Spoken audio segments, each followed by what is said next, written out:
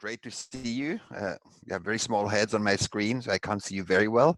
But I see you have a beautiful room here, and sorry I cannot be with you in person. And I also slept through most of your seminar because here it's a different time zone. Sorry about that. So um, I would like to give you an introduction just to our thinking about how we can get on a trajectory to a one planet prosperity. Um, but before to start, I would like to start with a shocking revelation.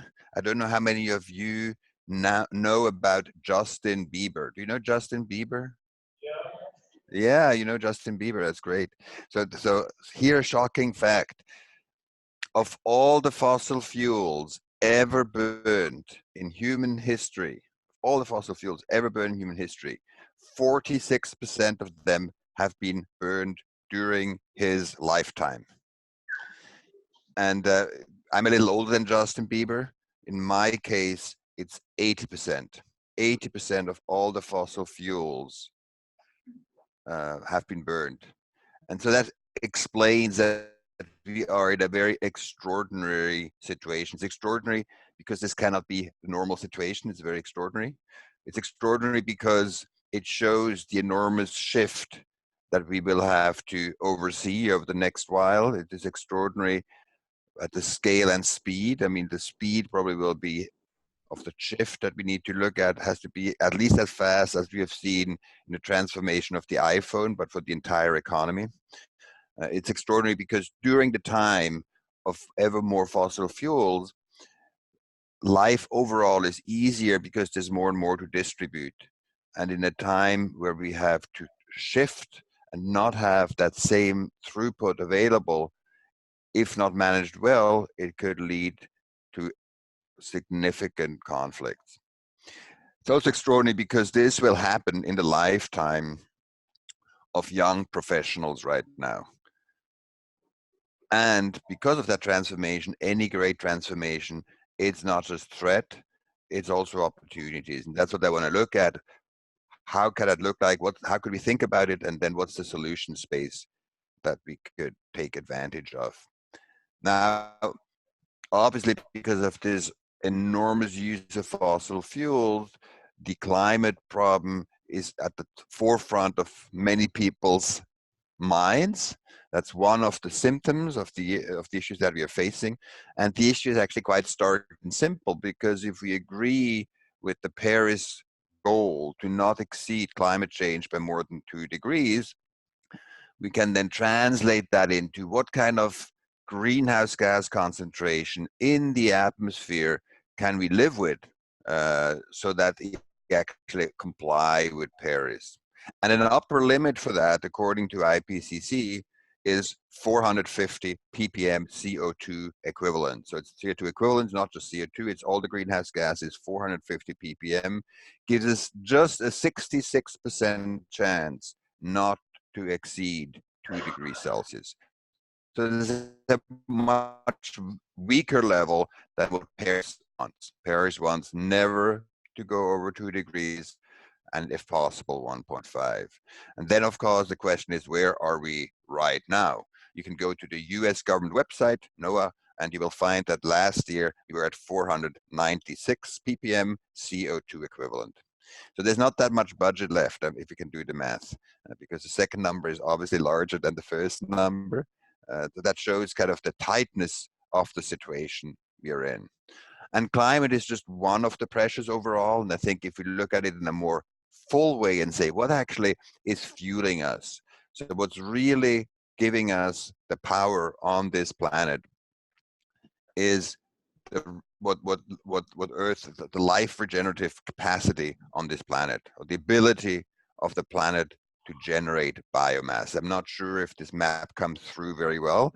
It's essentially the planet over a year's period. It looks like a heartbeat. You can see how the productivity shifts over the years. So for example, Europe is highly productive in the summer, but then you have to store the grain for the winter, and in the winter there's not that much happening ecologically, and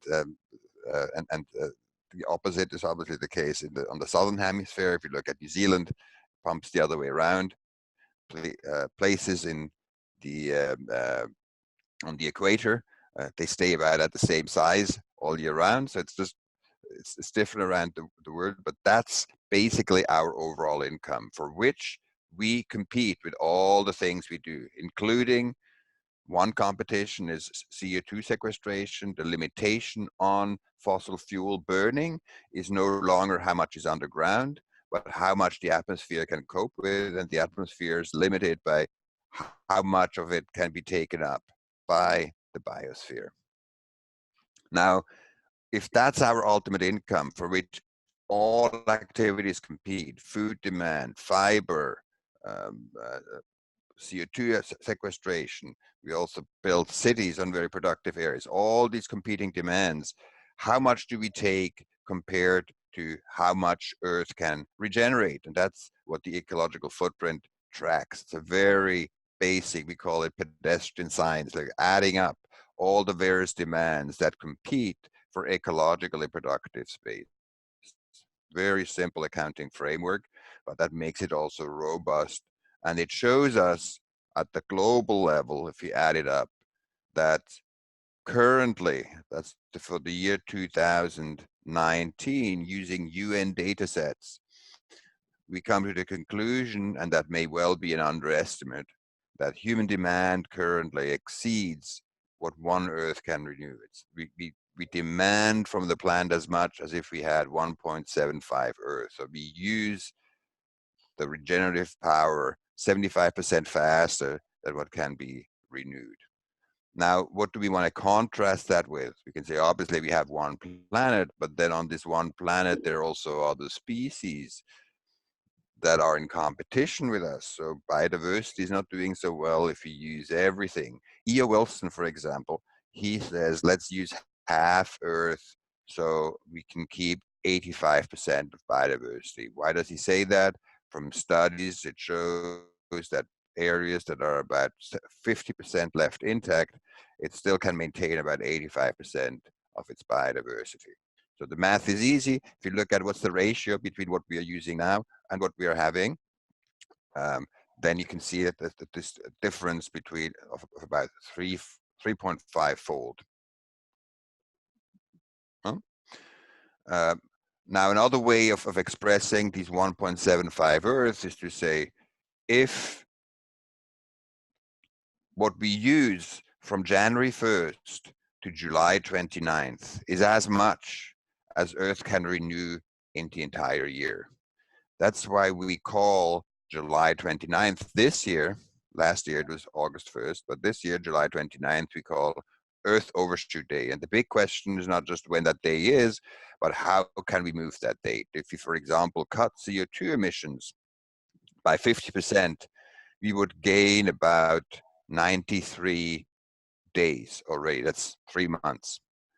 And that's quite feasible. It's possible. We know how to do it. So how can we move that date? You may know this person, Pope Francis. He learned about our campaign. We have about 4 billion media impressions around the world. So he was one of the readers and said, "Oh, this really shocked me," you know. So he recognized that, wow, that's not a very good thing for humanity. It was interesting to see how he picked that up himself. You can read the quote yourself. Another person you may also know, the young lady here, Greta Thunberg. She was offered the Environmental Award of the Nordic Council, and she also refused it by using ecological numbers, saying, wow, if everybody lived like the Scandinavians or the Swedes, it would take 4 Earth. That's not a very good statement. How can you give me a prize? Get your act together, you know, first. Then we can take it a bit further. I just told you about the global situation.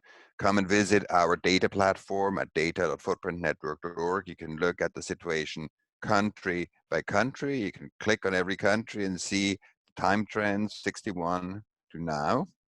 But what I want to emphasize particularly is, so this map shows the deeper red the map, the bigger the ratio between what the country uses compared to what the country has available. So for example, India, you can see in deep red, not because they have a particularly high average, but they even have less available per person. Switzerland, where I'm from, is about fourfold what is available within the country. Because we have high income, it's not such a problem for us. We can just buy things from other places. When we look at that, which is actually probably to some extent true, if you have income, you can get resources from other places. But right now we are in a world where 70% of the world population, 70% of the world population live in a country with two challenges at the same time. One is that they have an ecological deficit, and at the same time, their income is less than world average. Now, why does that matter? If you have less than world average income, you can buy less from the others on average than they can buy from you. So having this double challenge of not having enough resources, so we can deplete for some time, we can overuse for some time, but not forever. But if you don't have enough capacity in your own domain and you don't have the money to buy it from somebody else, it puts your whole operation at incredible risk. And that's something that is not seen now if you look at it from a monetary perspective, because natural capital, even though massively overused, still has a very, very low price tag. And that's also then what comes out in typical reports. I don't know if you know of the World Economic Forum's Global Competitiveness Report that looks at how well are countries able to perform in the long run competitively. They analyze competitiveness of countries. Not one single indicator of the 103 indicators is ecologically or resource related. So they do as if countries totally separately operate from ecological reality. And that's particularly stunning because they also have another report called the Global Risks Report, and they look at the 5 most imminent and the 5 most significant top risks, and 7 of those 10 are environmentally or resource related. So on the one hand, they recognize that, wow, we are seeing kind of some enormous resource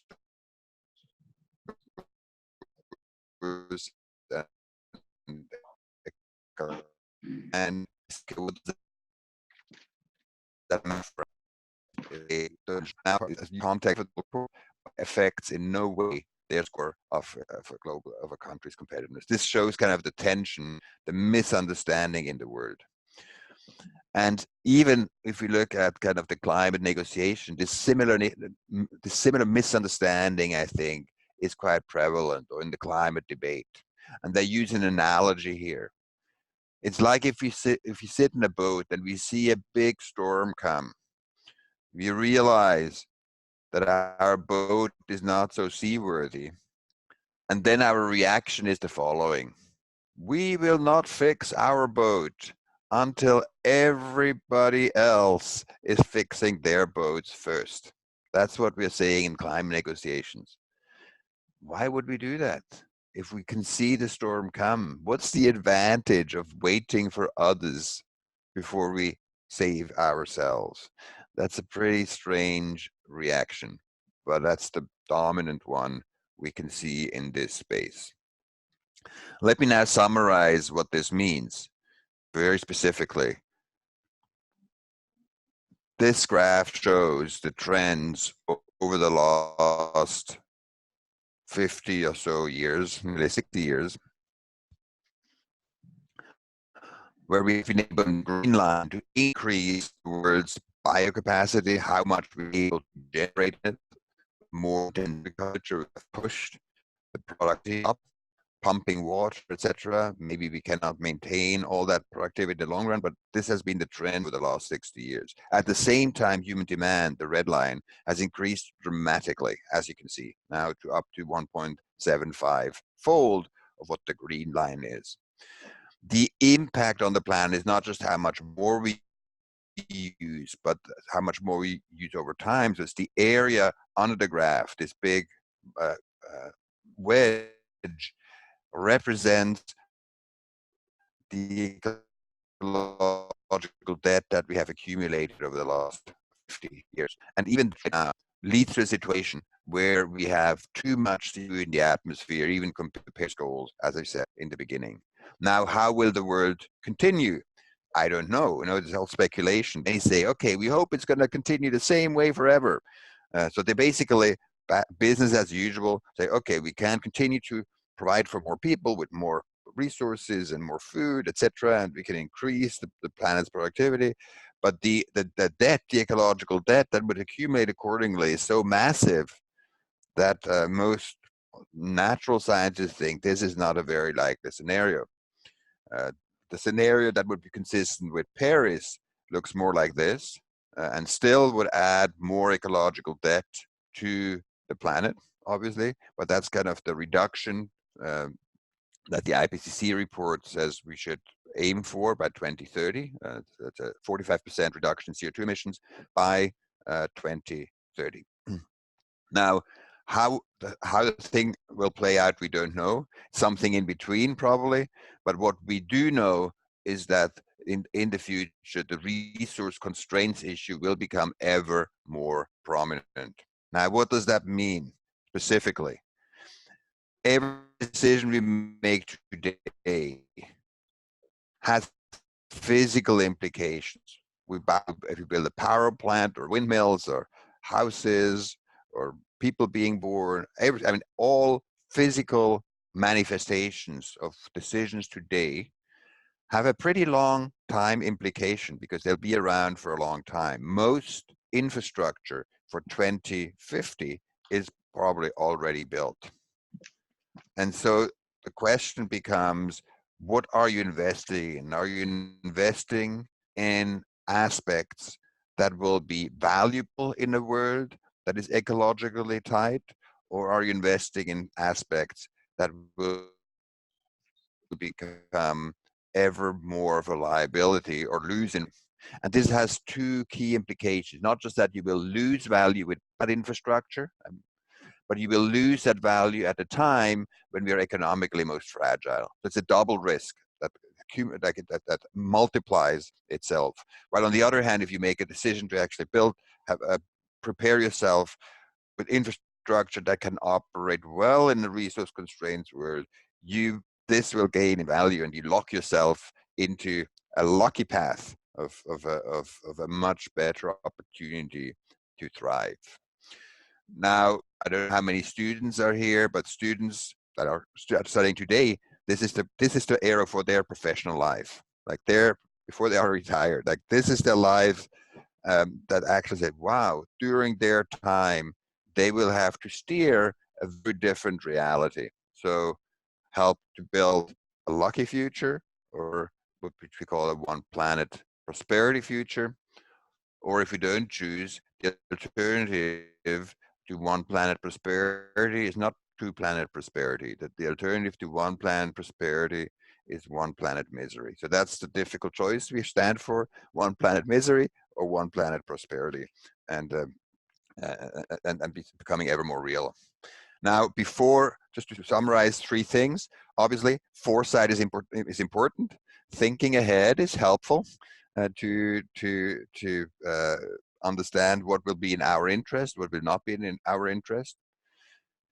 Second thing is there are plenty of solutions available. We call them move the date. This is a picture of Nicolas Hulot, the former Minister of Environment of France, who suggested to kind of use it as a hand signal of saying, we can move the date. That's what we need to do. That's the focus of our time. So we use the hand to also explain there are like 5 areas of solutions that are particularly significant. One, the thumb. The thumb is kind of the supply side. How well are we preserving our ecosystems? We could wreck them in the meantime, so preserving them is pretty important.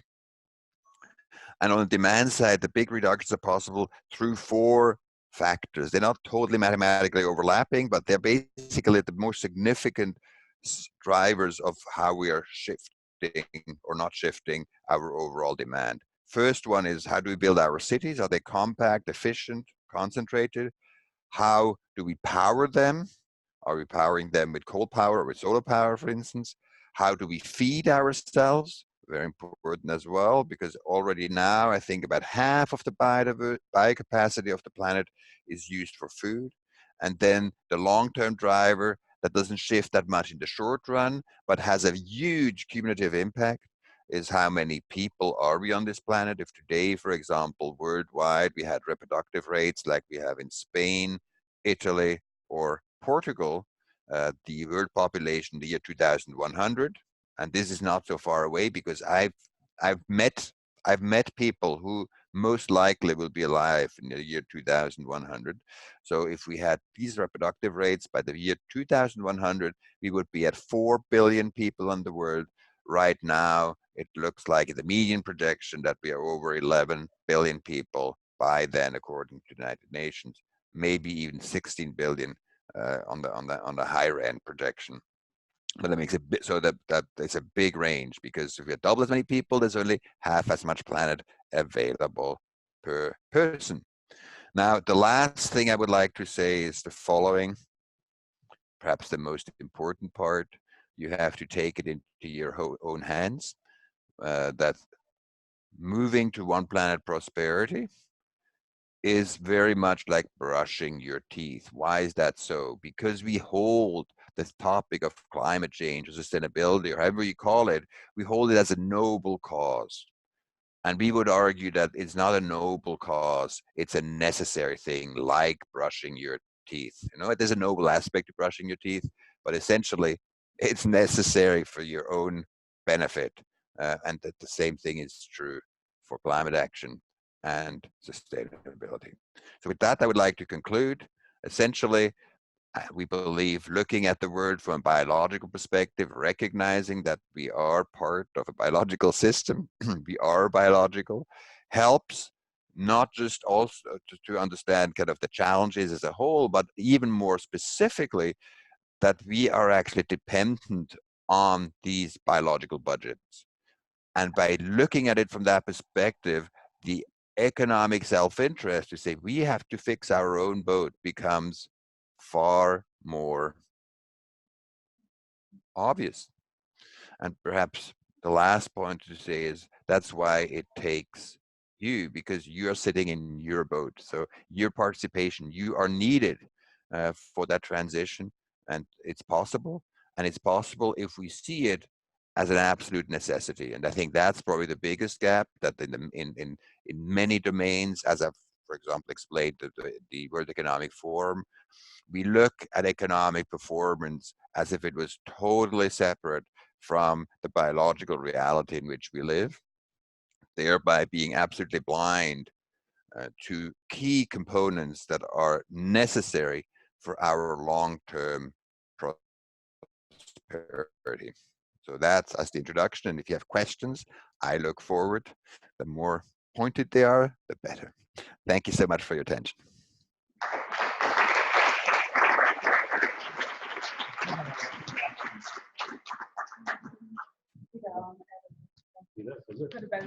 Ide ići na kamera. Oh, yeah. Mathis, thank you very much. We really do appreciate it. Now I ask the people to ask some questions. Két-három kérdés, akkor van idő. Egyedül alkalom. Judith? She's my PhD student right now in ecological food. I would like to ask you if do you feel that there is any connection between the measure of footprint and the happiness of the people? Now, I didn't hear your question very well. It's that you asked something about the measurement, and then it was not getting through the internet any longer. Can you say it again? The value of the footprint and the happiness of the people. I'm sorry, it's very hard to hear. And I'm sure you have a fantastic question. I'm so sorry, I cannot hear it well.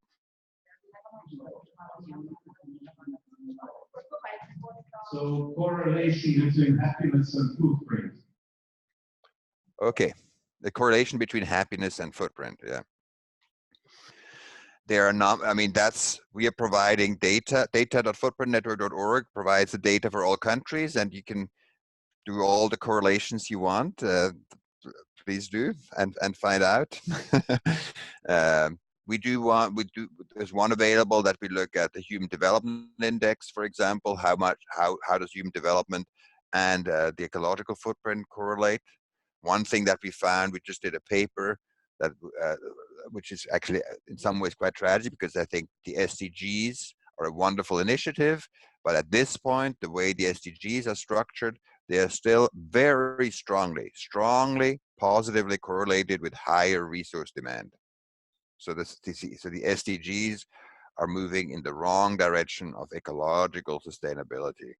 And that's particularly tragic for the lowest income people in the world, because they have least opportunities to shield themselves from a weak resource situation.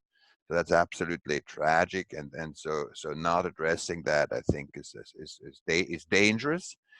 So I'm not saying we shouldn't have SDGs. It's wonderful that we came to the idea of having SDGs. I just believe they have to be realistic in terms of the biological reality we live in. They're not.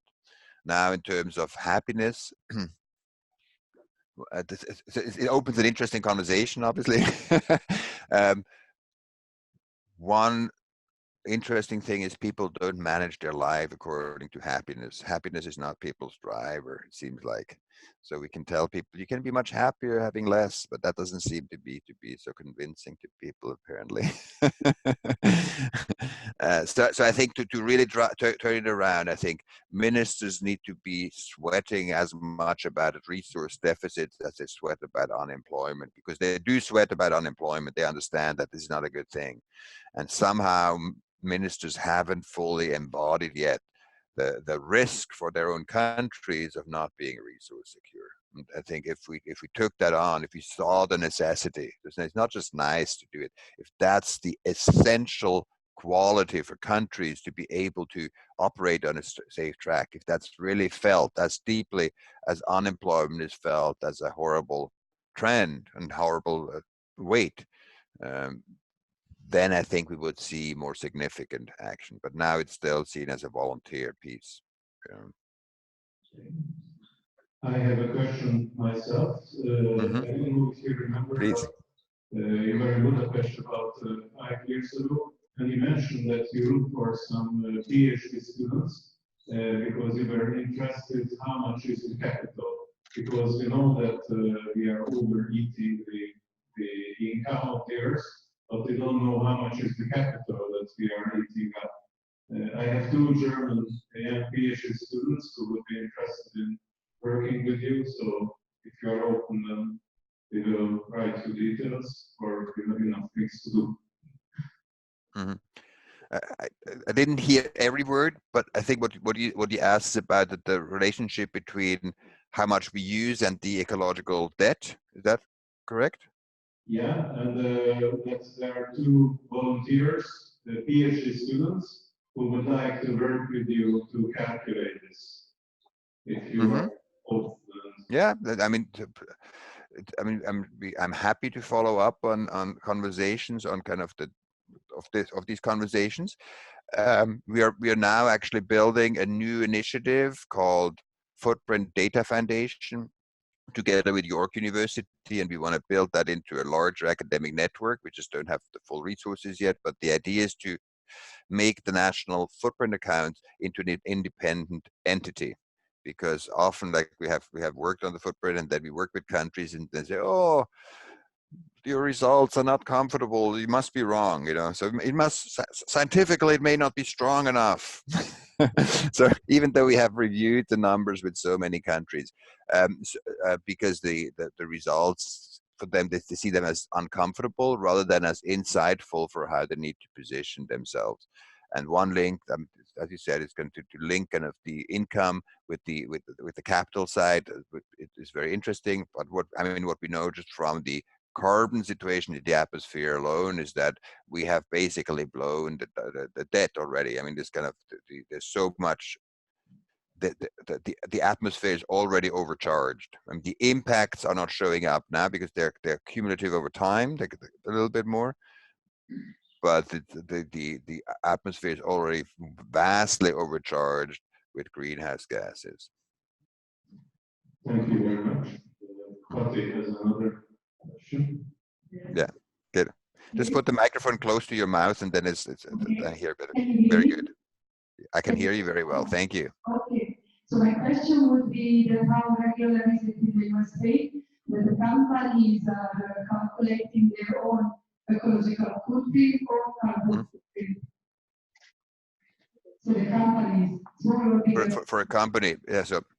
So the principle of calculating how much regenerative capacity it takes for a person or for a product or for a city or for a country is always the same. So you can apply it at any level, obviously.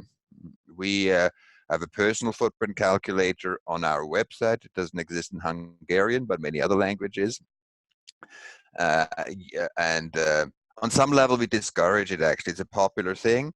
And I think from a narrative perspective, people think, oh my God, I feel so bad about myself. And then they have a negative relationship with this very important topic, or they see sustainability just as an invitation to suffer and sacrifice for the benefit of humanity. And that doesn't lead to transformation. We have now shifted. If you actually go to our calculator, we are encouraging people to take the calculator because it's popular, so many people come, to rather than as an answer. The answer is not to say, okay, how do I eat less chocolate? I mean, that's probably important, but kind of where we want to get people first is to say, what do you really want? And so we have developed a map to invite people to say, what are the solutions you love? You know, not what are you willing to do? Not burdening people, but asking them what they would love to see in the world. You know? And we think that's kind of the psychology, to get people excited and seeing it, that they say, wow, I would love to live in a city that doesn't have cars, for example. I would love to live in a city that is powered by the sun. And because of that, I love these solar panels on the house, or I love this bicycle path, or I love how they take away parking spots, or I mean, all these kind of things. So it's kind of to make it into much more an identity conversation, to say, this is what I want. And this perhaps a bit similar to the way Greta communicates. I mean, Greta is seen as a moral voice, but in reality, she's a voice of skin in the game. She says, this is about me. She says to people older, like my age, she says, why are you killing me? You know, so she's not saying, oh, let's save the Ethiopians and let's save the people in Sri Lanka and in Tibet. You know, no, she says, you're killing me. I don't want to be killed. I want to live. And I think so she senses that this is essential for her ability to thrive in the future.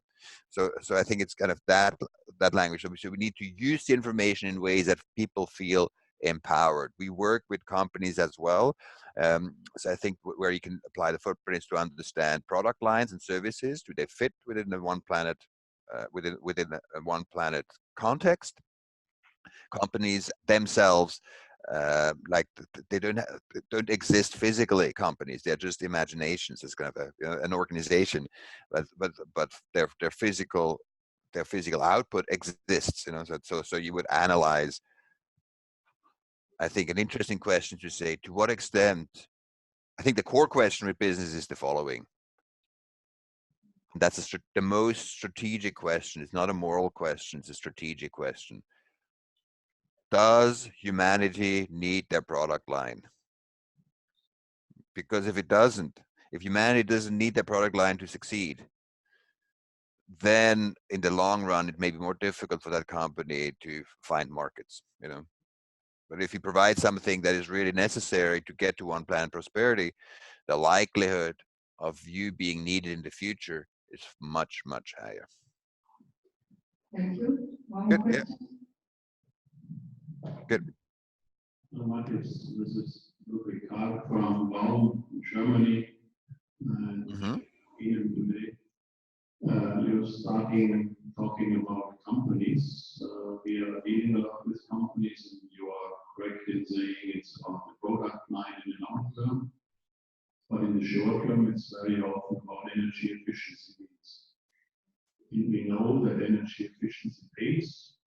The problem that we are facing with companies is very often that the return of investment is at least longer than 3 years, maybe it's 5 or 10 or 12, it pays, but it's not in the short range like even the SMEs would expect.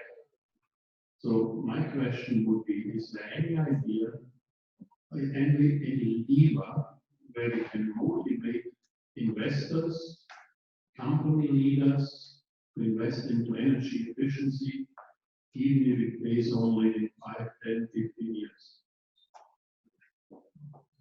Yeah. I mean, that's one of the crazy things is, as I said, that natural capital in its widest sense, including energy, is still so incredibly cheap that if you just look at the short run economically, it doesn't seem to stand out that much. You know, so in that case, and I think the big shift really comes when we start to look at which assets will be valuable in the long run and which ones will not be. So it's kind of more of a risk conversation. Like those assets that are very resource demanding, just and even companies or cities clearly, but even companies have a much longer time horizon than just a quarterly return, because the way they're structured, where their markets are, their innovation cycles are much slower than quarterly returns. So you cannot just shift from one thing to a totally different product line within 1 year. You know, so there's a longer term commitment. And so to understand to what extent their assets are able to operate in the world that we can anticipate, and that represents kind of a value proposition. I think that's what we need to help generate. So on the one hand, if they have the right assets and the right product lines, the value of what they have within their control is much higher and has a much better hedge against future shocks. And if they're not ready, if they have very resource demanding products and production, then they put themselves at risk, and they put themselves at risk at a time when economically things will be frail. So that will be a double risk that will crunch them. So I think if you can bring more the risk considerations into play rather than just an optimization of their current energy portfolio, that may make the argument stronger. We work with a big company called Schneider Electric. They see that already. They recognize that being in the business of helping humanity use less energy, that's a good place to be in. And so they are open to think about these bigger questions much more freely than other companies that don't see themselves that aligned with sustainability. So it's interesting that those who already do the right thing, they're more easy to kind of embrace this kind of thinking, and those, so it's kind of seems like a paradox, but it's financially surprising to me that the financial market doesn't see these risks. I mean, you continue to see significant investments going into airports, for example, and on some level, I just don't understand economically how people can rationalize that. Because if you invest in airports, it's not just that you may not be able to get that money back because the airports may not be used as much in the long run if we actually, I mean, from a number of perspectives, because they are so fossil fuel dependent, or planes most likely will not be able to move off fossil fuels very easily in the short run. But then you also build a whole economic structure around airports that depends on these airports to operate, that also become frail as air travel doesn't happen as much anymore, including, like, for example, encouraging large tourism volumes. You know, they're also oh, that's a great service, but if you make whole countries dependent on large scale tourism volumes on that may not be maintained in the long run, you make yourself incredibly frail.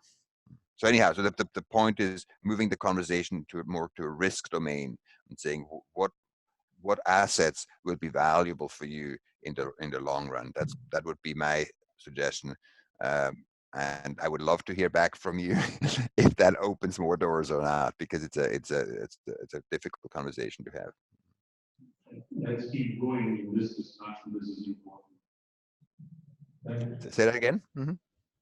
It's very important, this discussion. So we need a different view from the industry and even meanwhile from the SMEs towards the investments. Mm-hmm. Risk-oriented, less profit-oriented. That's a discussion that we have in Mm-hmm.